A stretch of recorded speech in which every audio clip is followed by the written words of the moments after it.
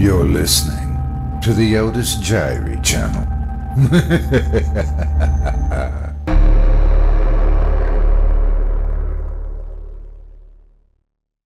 My Son is Addicted to Time Control by an unknown author.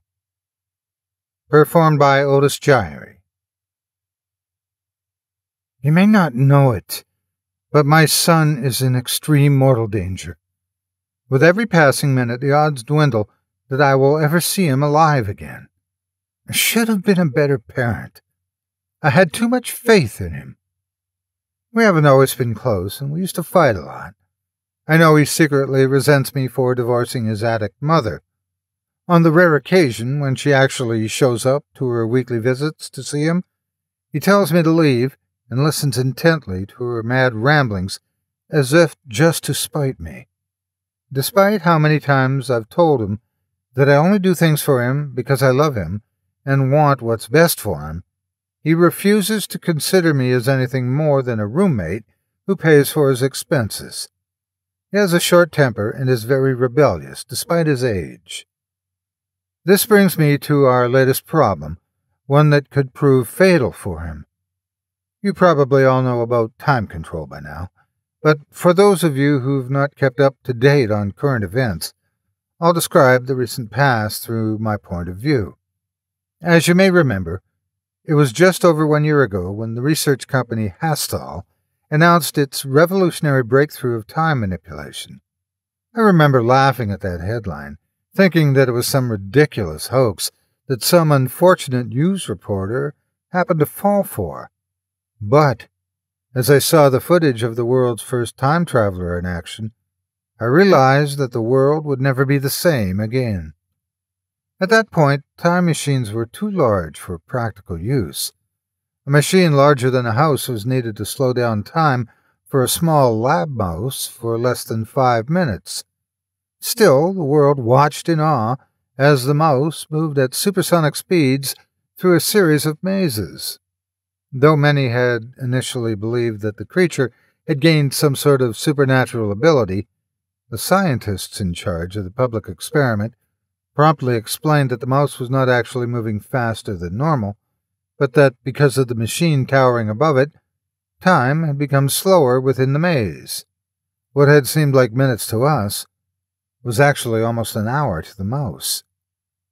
Scientific communities from across the globe celebrated the historic breakthrough, but Hastal was preparing for a more lucrative future. Despite the limitations of the early models, I suspected from the start that it would not be long before Hastal had developed a sleeker, more marketable version of the device for public use. 2 months after the initial breakthrough, commercials bombarded the world about the new Time Pack.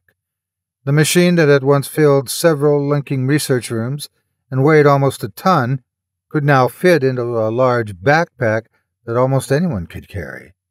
Instead of minutes, people could freeze the world around them for hours at a time. Despite a price tag so high that only the most wealthy people could afford one, the Time Pack was a huge commercial success. People began completing projects in hours that would typically take days to finish. Fewer people complained about sleep deprivation and time-constrained work schedules. Many people even abandoned their cars, opting to walk everywhere they went, as time had become virtually irrelevant to them. As sales increased, newer, lighter, and cheaper versions of the Time Pack were developed. It was not long before millions of units had been sold. With Time Packs, everyone seemed happier. They finally had all the time they could ever want. However, as it often accompanies great technology, vile minds and evil hands had turned the technology to favor their dark agendas. Police officers were promptly equipped with Time Packs as thieves and serial killers began committing their crimes at speeds that made them virtually invisible to the human eye. Drug lords could create and distribute their substances in a blink of an eye. Forensic sciences became overwhelmed as they were presented with more and more criminal evidence that dated back centuries. As things got worse, Hastal realized the dangerous power of its devices and began requiring licenses and background checks from its customers, but it was too late. More stories flooded in about high-ranking officials being assassinated by ordinary, disgruntled people. There are even rumors that, in less developed countries, people are forced to use time packs to contribute an entire lifetime's worth of work in a matter of days, leaving entire villages destitute save for an incredible number of elderly people. The greatest blow to Hastel's reputation did not become public until recently, however. You all have heard of Randy Hill. He was a 9-year-old boy who received a time pack as a birthday gift. By nightfall, Randy had vanished.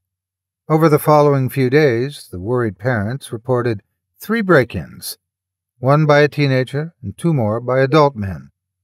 By the 3rd day, Randy's body was found lying on his bed in advanced stages of decomposition. Forensic evidence suggested that not only was the body over 100 years old, but that young Randy had died from old age. He had lived his entire life in just 3 days. His body would have been nothing but dust if the batteries in his time pack didn't run dry. But you all have likely heard most of these stories. What you didn't know is that just last week my son got a time pack of his own. He got it from his mother during one of the few visits that she's allowed. That drunk has lost all sense of responsibility for our child, and it showed when she used her inheritance to buy my son a brand-new time pack with no thought as to his well-being. He is, or at least he was, 11 years old, so I didn't confiscate it from him, but I made him promise me that he would treat it with the kind of respect and restraint that he would show a firearm, as long as he promised to only use it to do homework. Unfortunately, but expectedly, over the past few days, I've seen him less and less. He would often startle me by walking into one room, only to walk out of a completely different one moments later. I knew he was having fun, but I feared, that he might have been using his new toy too much. My fear was confirmed yesterday. I remember the morning clearly because as I reached the kitchen to prepare breakfast, I saw my son making pancakes. The first thing I noticed was how different he looked. Have you ever reunited with someone that you haven't seen in such a long time that it takes you a while to recognize him? This is how I felt when I saw him. He still looked like a kid, but just a little older. I also realized I'd never taught him how to make pancakes. I sat down and talked to him about what he'd been up to the night before. Straining to remember, he recounted that when he had gone to bed, he forgot to turn off his time pack. When he woke up, fully rested, he realized that it was still night and that only a few seconds had gone by. He was not tired anymore, and figured he would spend the rest of the night reading his books. As he reached for the off switch on his time pack, he realized that if he just kept it on, he could read an entire library of books and do just about anything else he wanted in just one night. He then told me about how he spent days switching between reading, watching cartoons, eating, and sleeping. After a while, he got bored of the routine and the darkness of the night, and finally turned the time pack off. The pancakes he'd made that morning he'd actually learned from a cookbook and had perfected as they had been his snack of choice the night before. I realized then that it had gone too far. I didn't care about how much he enjoyed stopping time. He had to put an end to this bad habit or risk losing some of his most precious years. I sternly told him that he had to stop, and I demanded the time pack. However, he refused, and after a short but heated argument, he turned it on and disappeared. That was yesterday. I've not seen or heard from him since that argument, and I fear he has not turned off his time pack in all that time. I now realize what a mistake, a terrible mistake I've made. I never taught my son about discipline, self-control, self-dependence, or the importance of getting an education. I don't know where he is or how much time has passed for him. I do think that he'll come to his senses eventually, but time is running out. Will he be a 50-year-old man before I see him again?